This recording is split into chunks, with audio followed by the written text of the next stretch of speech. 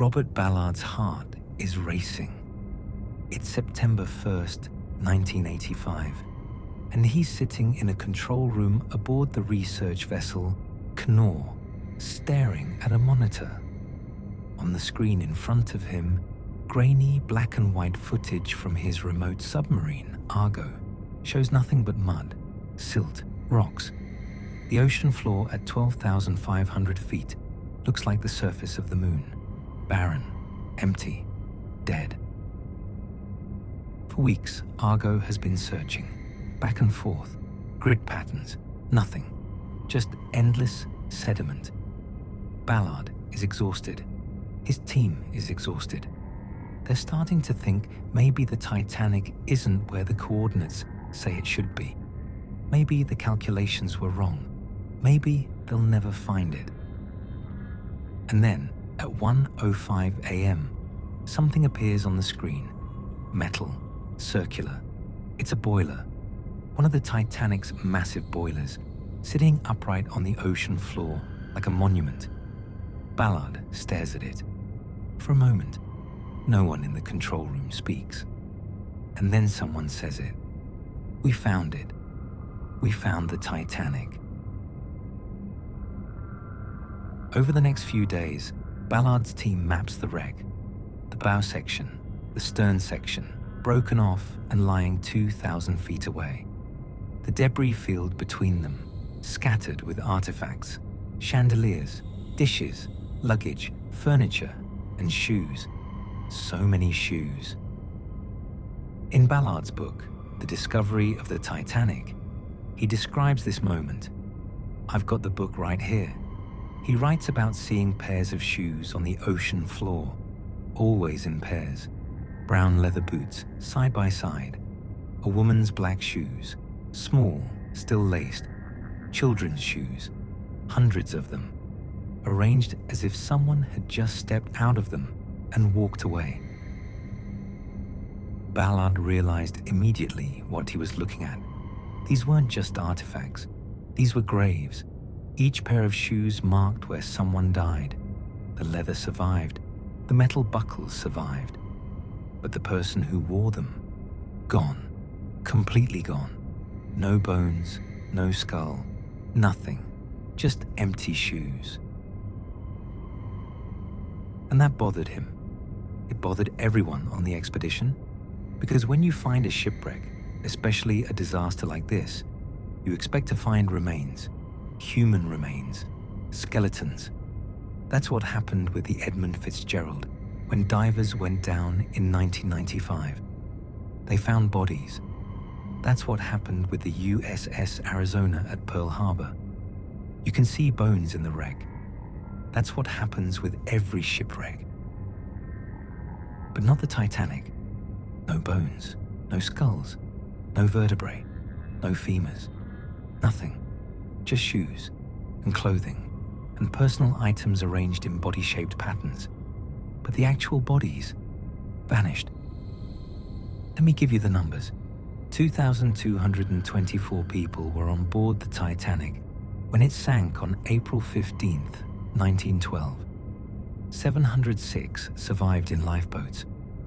That means 1,518 people died.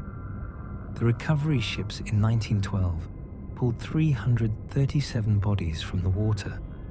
Do the math with me. 1,518 dead. 337 recovered. That leaves 1,181 people unaccounted for. And in 1985, when Ballard found the wreck, those 1,181 people weren't there.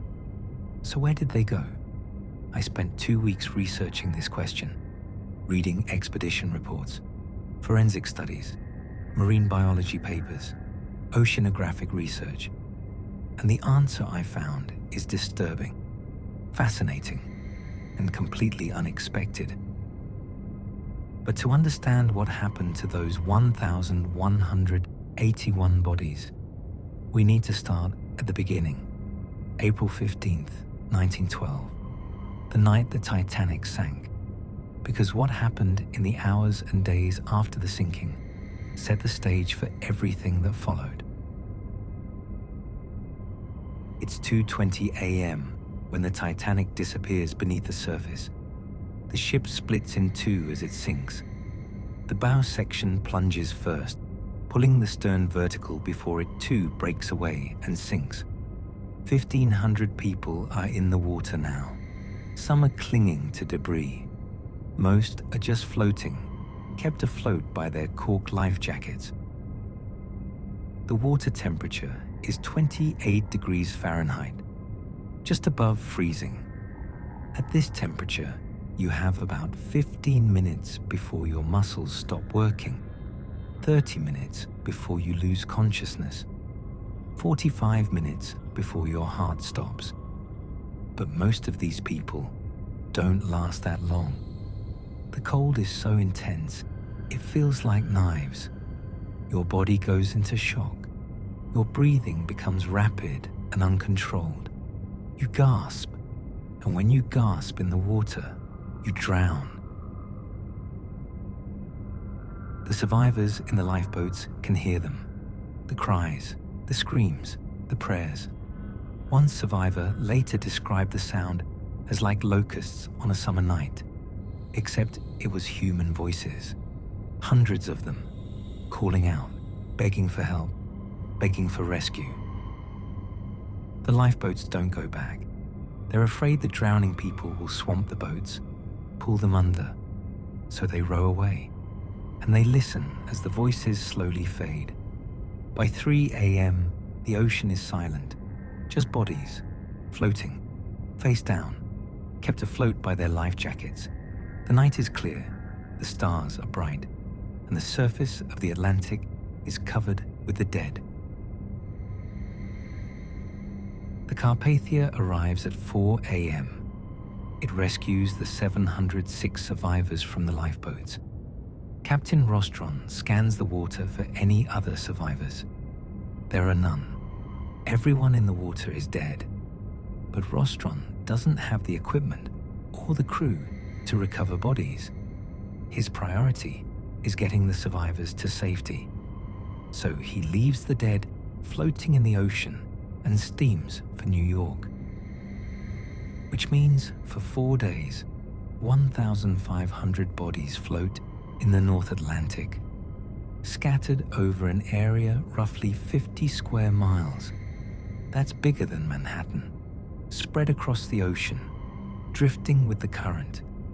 And White Star Line, the company that owned the Titanic, realizes they have a problem. They need to recover those bodies for the families, for identification, for burial. So they hire a ship, the Mackay Bennett. It's a cable-laying ship, normally used to repair undersea telegraph cables. But it's available. It's got a large deck, and it can be converted for body recovery. They load it with supplies, 100 coffins, 100 tons of ice, embalming supplies, canvas for burial shrouds, clergy to perform services, and chunks of iron to weight bodies for burial at sea. Captain Lardner commands the Mackay Bennett.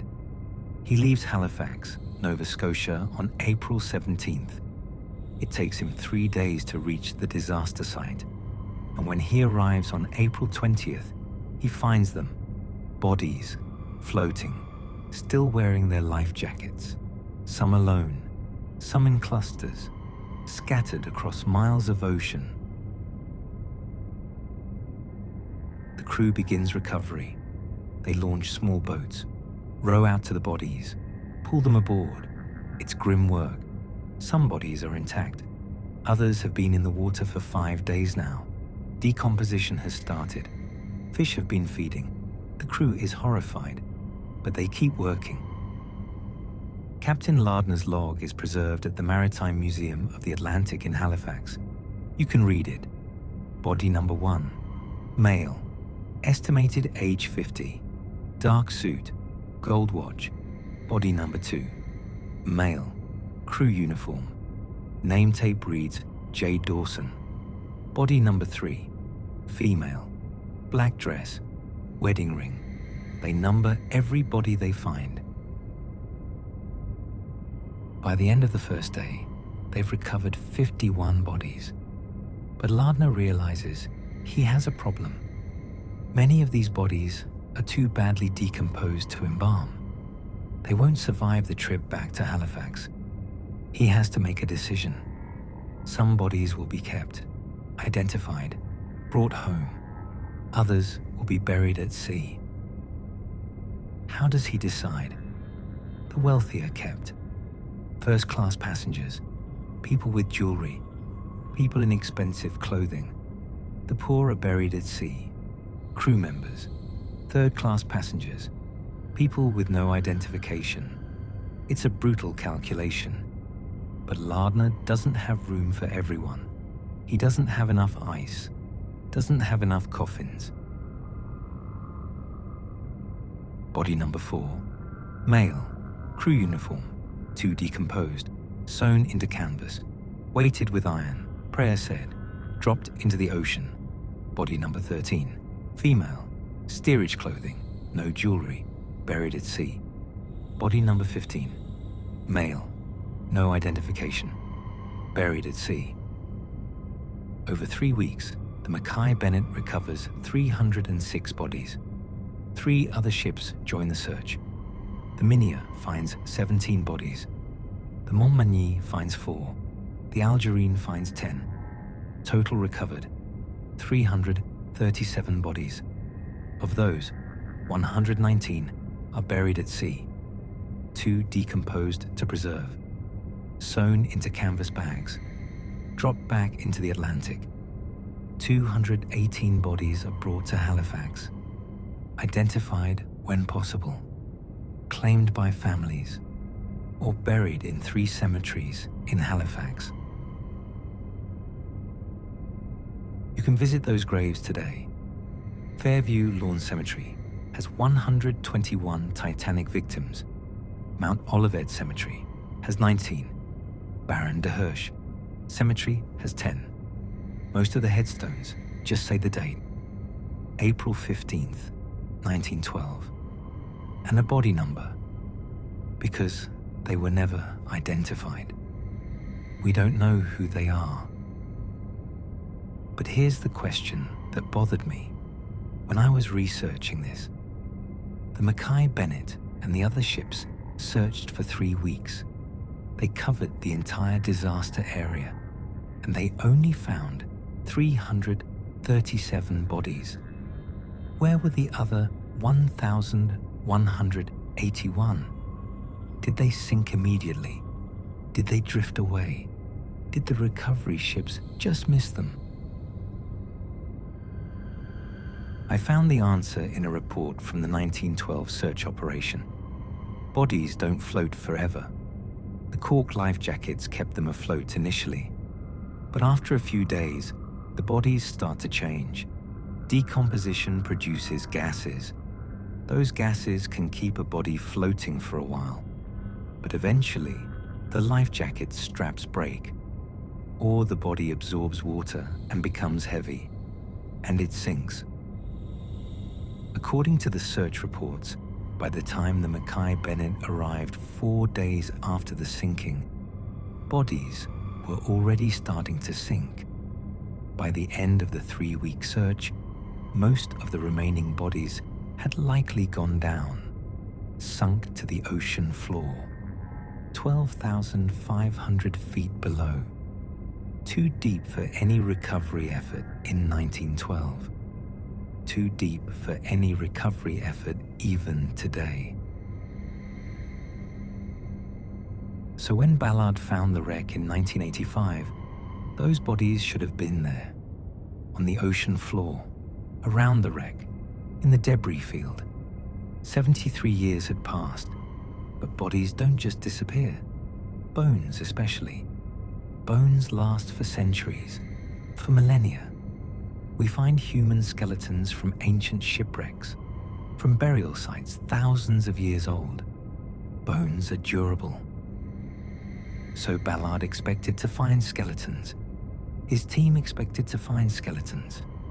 That's what marine archaeologists always find. But when Argo's cameras swept across the Titanic debris field, they saw nothing. No bones, no skulls, not even fragments, just those shoes, those haunting pairs of shoes. And that's when the questions started. What happened to the bodies? Where did they go? How can 1,181 people just vanish? Ballard didn't have an answer. Not then. But over the next few years, as more expeditions went to the Titanic, as scientists studied the wreck, as marine biologists got involved, an answer started to emerge. And it wasn't what anyone expected. Let me show you something. Pull up any book on forensic anthropology. I used Forensic Taphonomy by Hagland and Sorg. Look at the chapter on underwater decomposition. When a body ends up underwater, several things can happen depending on the conditions. Temperature, depth, oxygen levels, salinity. All of these factors affect what happens to the body. In warm, shallow water, bodies decompose quickly. Bacteria break down tissue. Fish feed. Within weeks, you're left with bones. In cold, shallow water, decomposition is slower, but it still happens. Eventually, you're left with bones. In very cold, deep water, something different happens. Something called adipocere formation. Adipocere. It's a technical term. The common name is grave wax or corpse soap. And yes, those are the actual terms forensic scientists use. Here's what happens. When a body is in cold water with low oxygen, the fat in the body doesn't decompose normally. Instead, it undergoes a chemical process called saponification. The fat molecules break down and reform into a waxy, soap-like substance. This adipocere is incredibly durable. It can preserve a body for decades, even centuries. There are cases of bodies recovered from cold water after 50 years that are still recognizable because they've turned into this waxy substance. So theoretically, the Titanic bodies should have undergone adipocere formation. The water at the wreck site is just above freezing, 2 degrees Celsius. The pressure is enormous. The oxygen level is low. Perfect conditions for adipocere. Which means when Ballard found the wreck in 1985, he should have found 1,181 soap-preserved bodies, waxy, grey, but intact, lying on the ocean floor, still wearing their clothes, still in the positions they died. That's what the forensic science says should have happened. But he didn't find them, which means something else happened. Something that could consume adipocere. Something that could break down even this incredibly durable substance. And that's where I found the answer in a 2010 study from Dalhousie University. Let me read you this line directly. I printed out the paper. Here it is. A previously unknown species of bacteria, tentatively named Halomonas titanicae, appears to have consumed all organic material at the wreck site. Wait, all organic material? I had to read that 3 times, because organic material doesn't just mean wood and fabric. It means human tissue. It means adipocere. It means bodies. So I started digging into this bacteria, Halomonas titanicae. It's named after the Titanic because it was discovered on the Titanic wreck. Scientists found it eating the ship's hull, creating these rusticles, these rust formations that hang off the metal like icicles. And they realized this bacteria doesn't just eat iron, it eats anything organic. Here's how it works. The bacteria secretes enzymes that break down organic molecules, fat, protein, even the waxy adiposa that formed from body fat. The bacteria consume these molecules for energy. And what's left after the bacteria are done? Nothing. The organic material is completely gone, converted to bacterial biomass and waste products that dissolve into the water. But here's the key detail. This process isn't fast. According to the research, it takes about 10 to 20 years for bacteria to completely consume a human body at that depth. So the Titanic bodies didn't disappear immediately. For the first 10 to 20 years after the sinking, they were down there, preserved as adipoce, waxy corpses lying on the ocean floor. But by 1930 or 1940, the bacteria had finished their work. The bodies were gone, which means when Ballard found the wreck in 1985, the bodies had been gone for 40 or 50 years already. That's why he found nothing but shoes. Okay, so that explains the soft tissue, the flesh, the organs, the adipoca. The bacteria ate all of that. But what about bones? Bones aren't soft tissue. Bones are hard, durable, made of calcium and minerals. Bacteria can't eat bones, can they? This is where I learned something I didn't know before. Bones don't last forever underwater. I always assumed bones were permanent. Like dinosaur fossils are millions of years old, right? But fossils form under very specific conditions. Dry sediment, mineral replacement. Bones in water are different. I found a study in deep sea research. Let me pull it up. Here, the title is Dissolution Rates of Calcium Carbonate Structures in Deep Ocean Environments. The key finding: seawater at depth is slightly acidic. The pH is around 7.5 to 8.0. That doesn't sound very acidic, but it's enough. Bones are made primarily of calcium phosphate. When exposed to acidic water, especially at high pressure, calcium phosphate slowly dissolves. The study calculated dissolution rates at various depths. At 12,500 feet, where the Titanic rests, bones dissolve completely in approximately 20 to 30 years. Let me emphasize that. 20 to 30 years. The Titanic sank in 1912. At 30 years, that's 1942. By the time World War II ended, the bones of the Titanic victims were gone, dissolved into the ocean.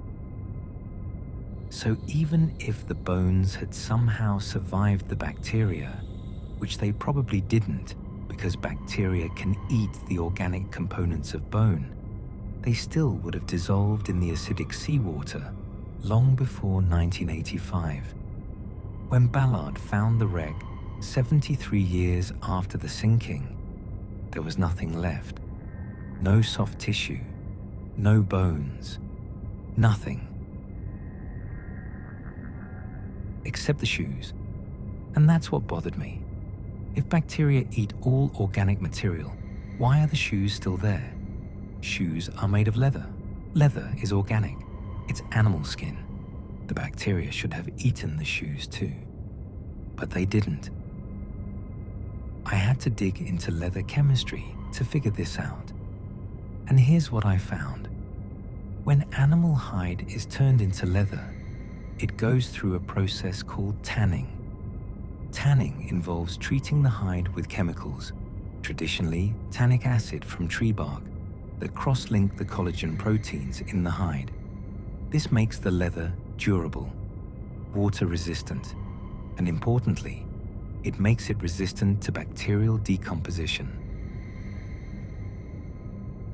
The leather shoes the Titanic passengers were wearing had been heavily tanned, treated with chromium or vegetable tannins. This chemical treatment made them resistant to the bacteria that consumed everything else.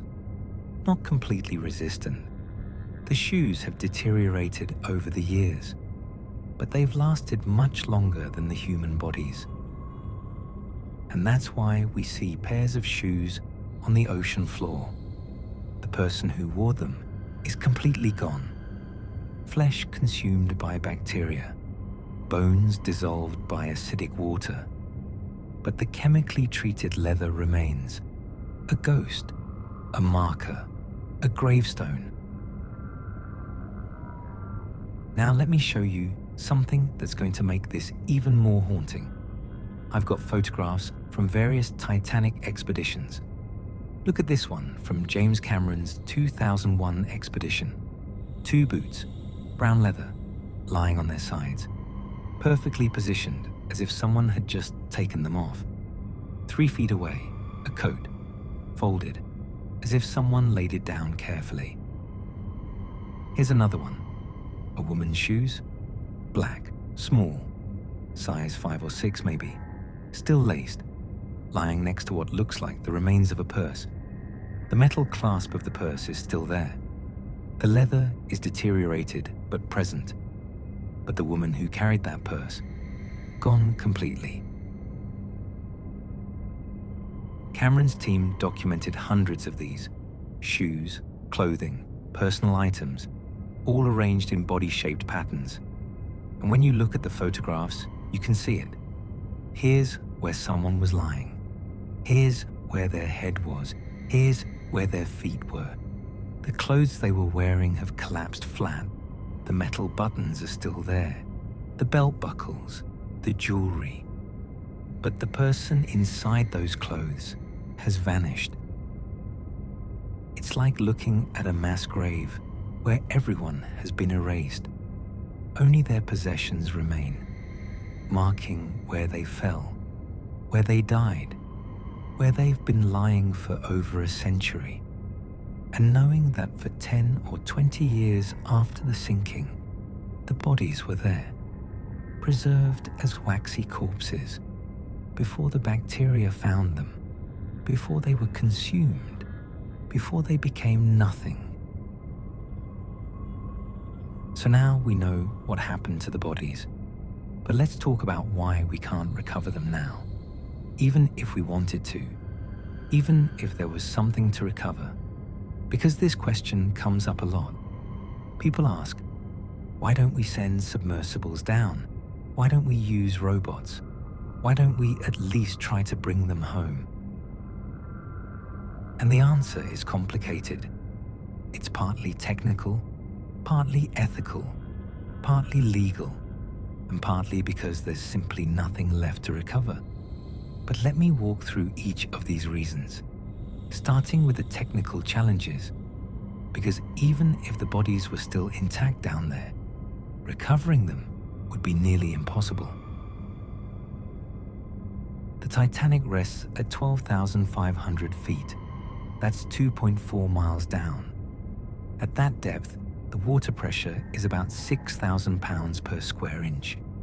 For comparison, at sea level, air pressure is about 14 pounds per square inch.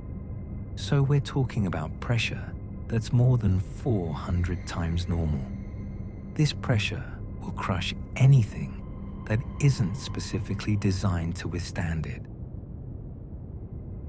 Only a handful of submersibles in the world can reach that depth.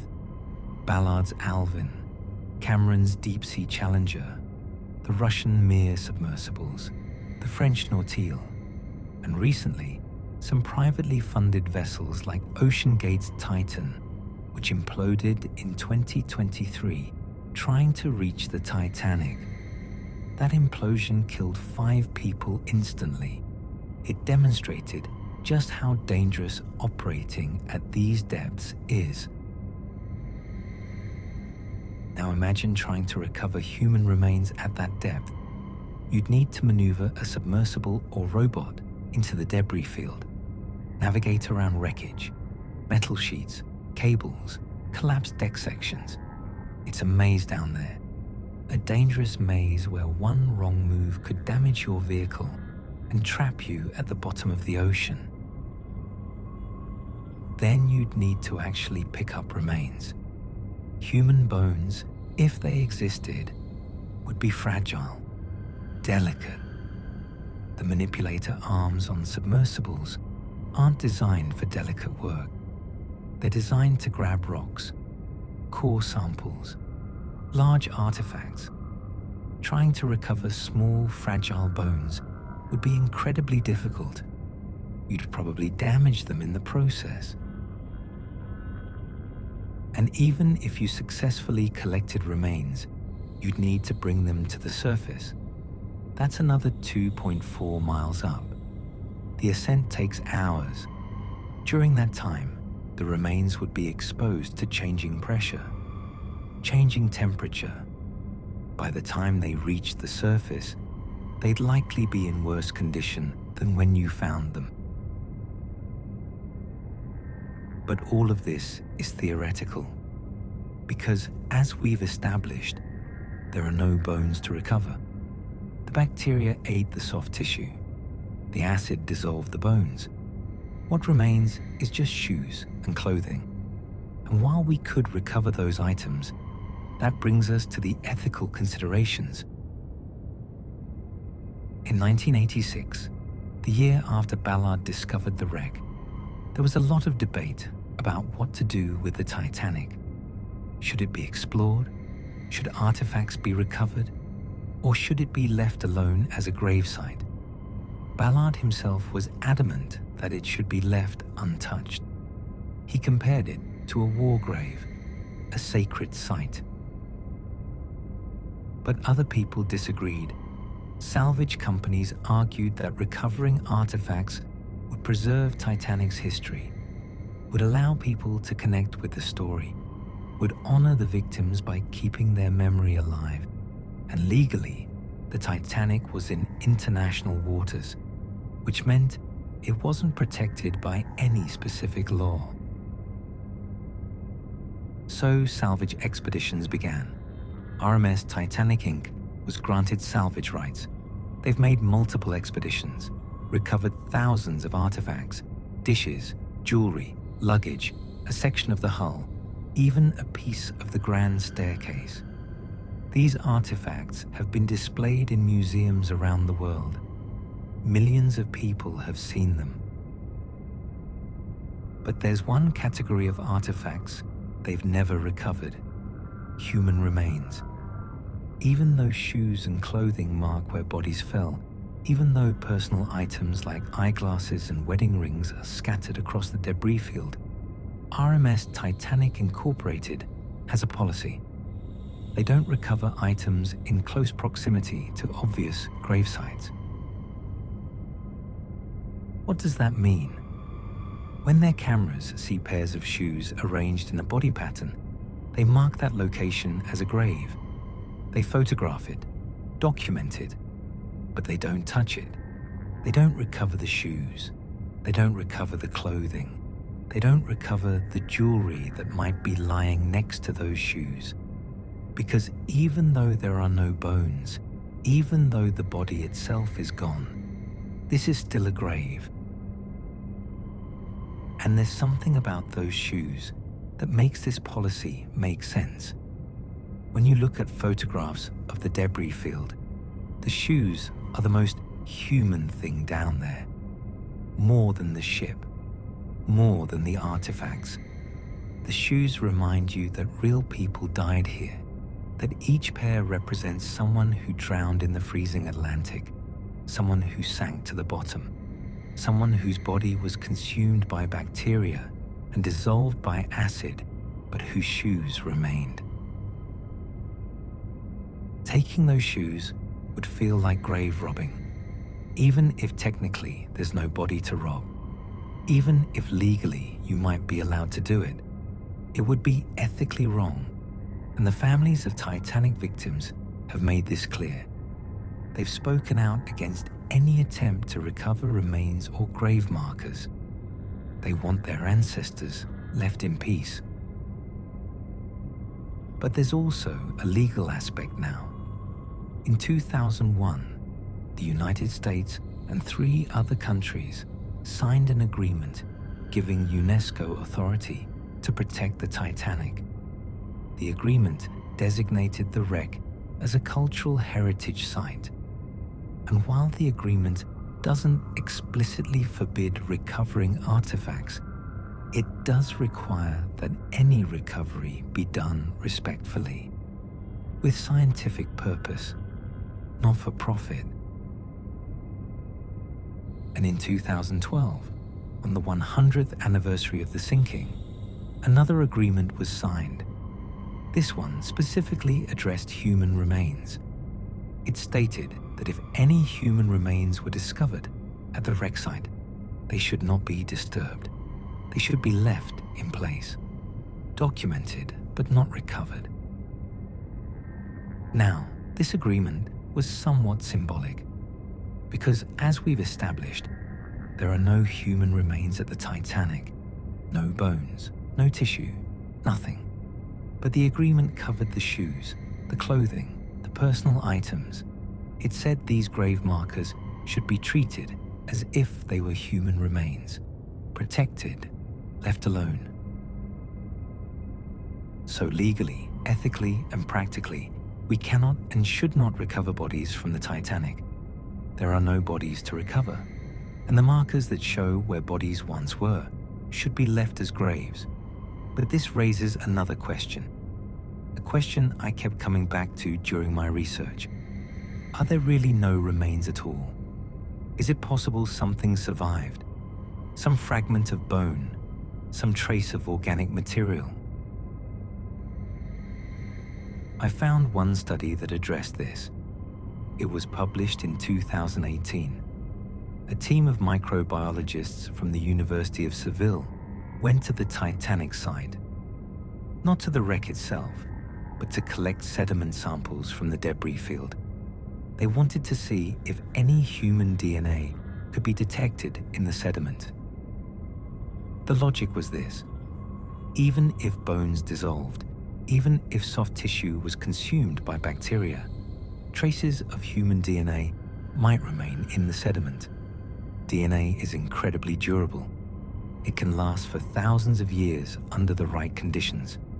So maybe, just maybe, some genetic trace of the Titanic victims remained. They collected samples, brought them back to the lab, used advanced DNA sequencing techniques, and they found nothing. No human DNA. The sediment contained bacterial DNA, fish DNA, even some DNA from ancient organisms, but no human sequences. The researchers concluded that the combination of bacterial decomposition, acid dissolution, and 100+ years of exposure to seawater had destroyed any trace of human genetic material. The Titanic victims are truly gone. Not just their bodies, not just their bones, but even their DNA, erased completely from the ocean floor. And yet, those shoes remain. Why? What is it about tanned leather that makes it survive when everything else disappears? I asked a materials scientist about this, Dr. Sarah Chen at MIT. She studies how materials degrade in extreme environments, and she explained something fascinating. Tanned leather is essentially a cross-linked protein matrix. The tanning process creates chemical bonds between collagen fibers that make the material incredibly stable. These bonds resist bacterial enzymes. They resist acid dissolution. They even resist mechanical degradation from pressure and water flow. But tanned leather doesn't last forever. Dr. Chen showed me examples of leather artifacts recovered from other deep-sea wrecks. After 100 years, the leather is severely degraded. It's brittle, discolored, fragile. Another 100 years, and it will probably crumble to dust. Which means the shoes at the Titanic are on borrowed time. Right now, In 2025, they've been underwater for 113 years. They're deteriorating, slowly but steadily. In another 50 or 100 years, they'll be gone too. And when that happens, there will be nothing left to mark where the victims fell. No graves, no markers, just an empty debris field. Unless we do something. And this is where it gets ethically complicated again. Because some people argue we should recover the shoes now. While they still exist, bring them to the surface, preserve them in museums, so that future generations can see them, can understand what happened, can connect with the human cost of the disaster.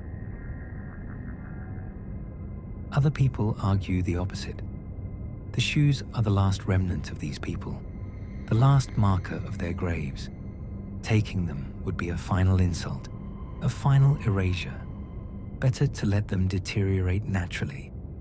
Let the ocean finally claim everything. I don't know which side is right. I can see both arguments. But I do know this. We can't recover the bodies because there are no bodies to recover. The bacteria and the acid saw to that. What remains are just shadows, impressions, traces, and maybe that's how it should be. Let me tell you about one specific pair of shoes that haunts me. In James Cameron's 2001 expedition footage, there's a sequence where the robot camera moves across a section of the debris field, and it comes across two tiny shoes, child-sized, maybe a 4-year-old, maybe a 5-year-old. The shoes are lying next to a small coat and a stuffed animal, or what's left of a stuffed animal. The fabric is mostly gone, but you can see the button eyes. Cameron's team documented this site extensively. They took measurements, photographs, and they determined this was probably one of the children from steerage, 3rd class, one of the 53 children who died in the sinking. We don't know which child. The shoes and coat don't tell us. But we know a child died here, sank to the bottom, and lay on this spot for decades while their body was consumed and dissolved. The shoes are still there. The coat is still there.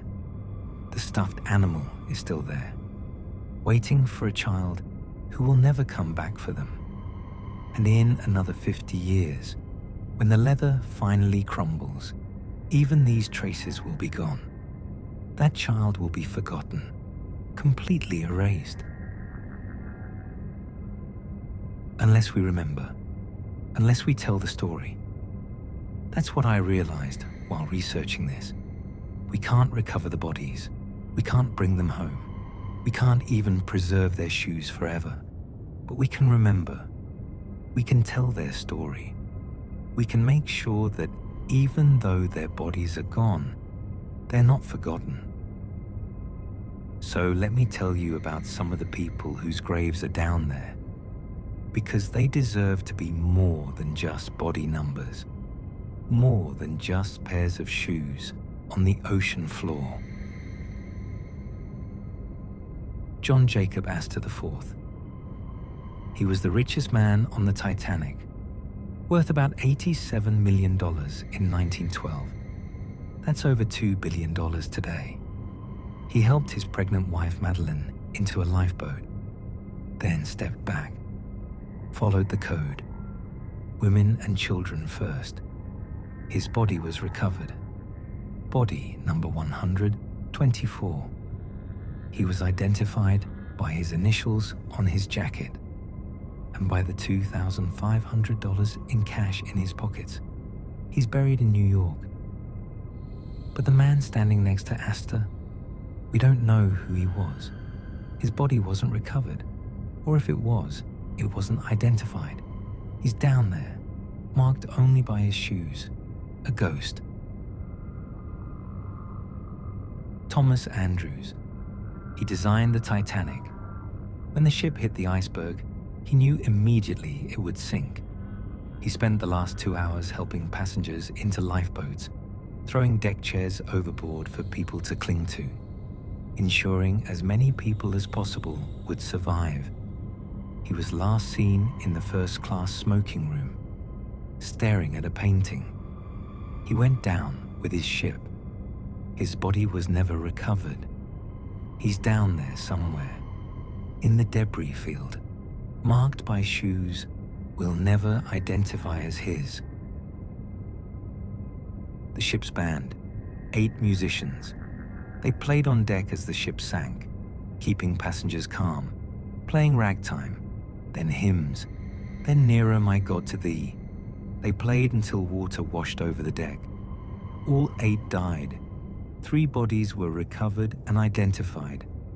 5 were never found. But Cameron's expedition found something. In the debris field, 8 pairs of shoes arranged in a semicircle, as if 8 men had been standing together, playing music together, and died together. Wallace Hartley. He led the band. His body was recovered. Body number 224. He was identified by his violin case, empty. The violin itself was never found. But years later, in 2006, a violin was discovered in an attic in England. Tests confirmed it was Hartley's.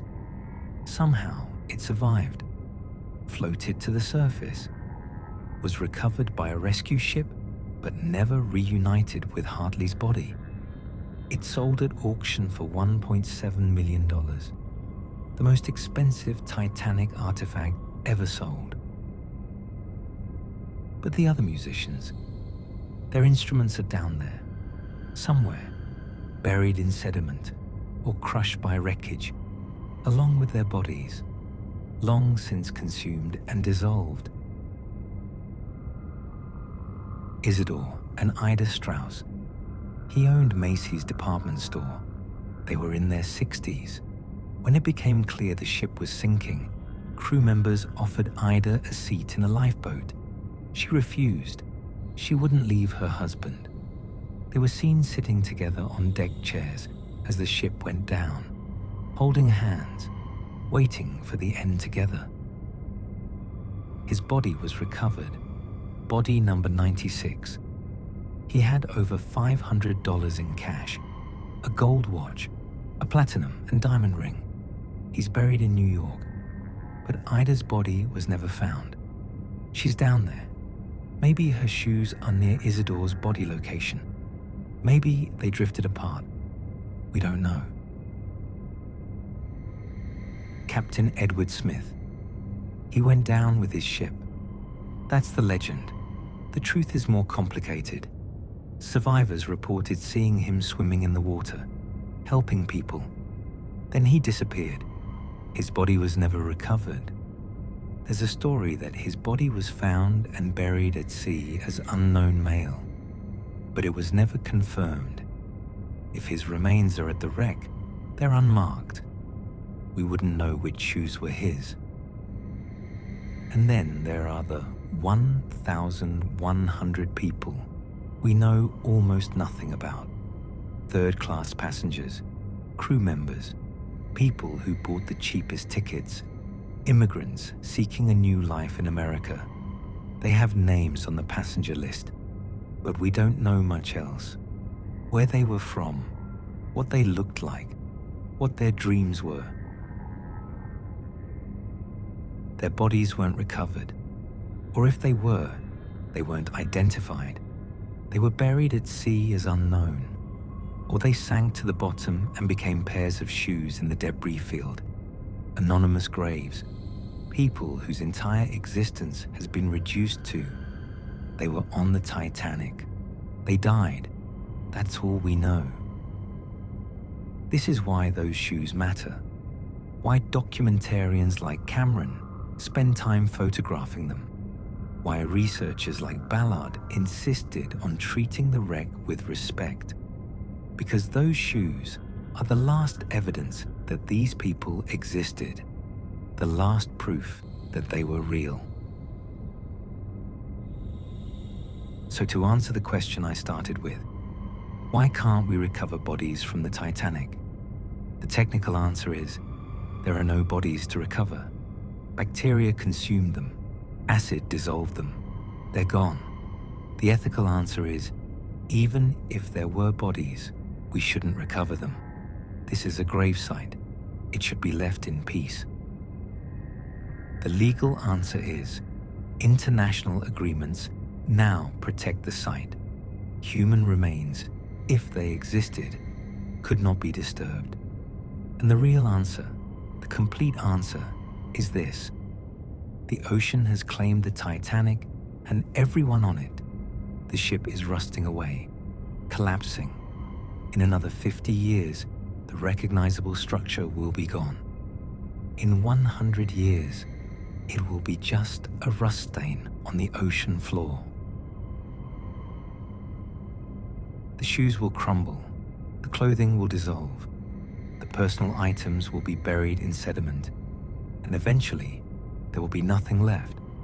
No wreck, no graves, no evidence that any of this ever happened, except our memory, except our stories.